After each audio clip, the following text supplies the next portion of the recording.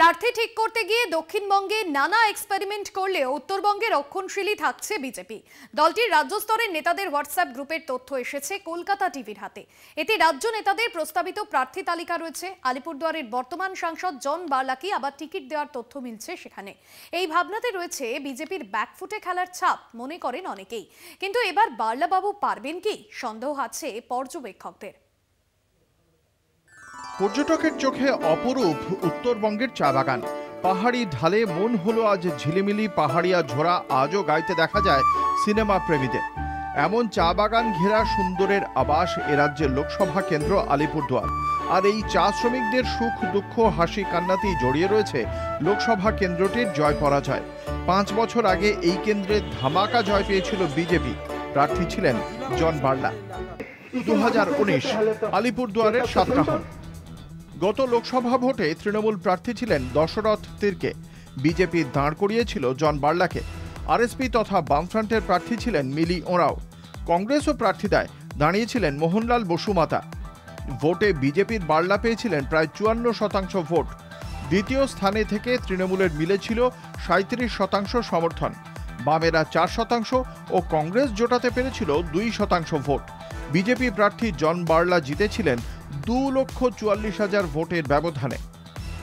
লোকসভা কেন্দ্রটিতে আলিপুরদুয়ার জেলার 5টির সবকটি বিধানসভা আসন রয়েছে। পাশাপাশি কোচবিহার জেলার একটি ও জলপাইগুড়ি জেলার একটি কেন্দ্র রয়েছে। আলিপুরদুয়ার বিধানসভা ভোটে বিজেপির জয়।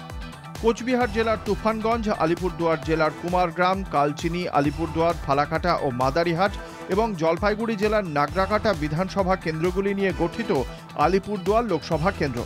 2021 সালের বিধানসভা ভোটে বিজেপি বড় জয় পায় 7টি বিধানসভা কেন্দ্রেই। আদিবাসী ও চা শ্রমিকদের সমর্থনেই এহেন জয় পেয়েছিল কেন্দ্রের শাসক দলটি। ইতিমধ্যেই তিস্তা তোরসা দিয়ে বয়ে গেছে অনেক জল।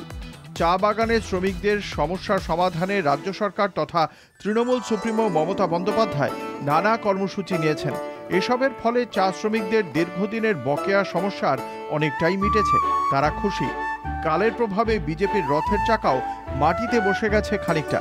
পর্যবেক্ষকদের অনেকে মনে করেন জন বার্লা এলাকার জন্য যা যা করবেন করেছেন তার সামান্যই। তাই 2019-এর গল্প এখন অচল। লিখতে হবে নয়া কাহিনী। তাও বিজেপি কেন বেছে নিচ্ছে সেই বার্লাকেই?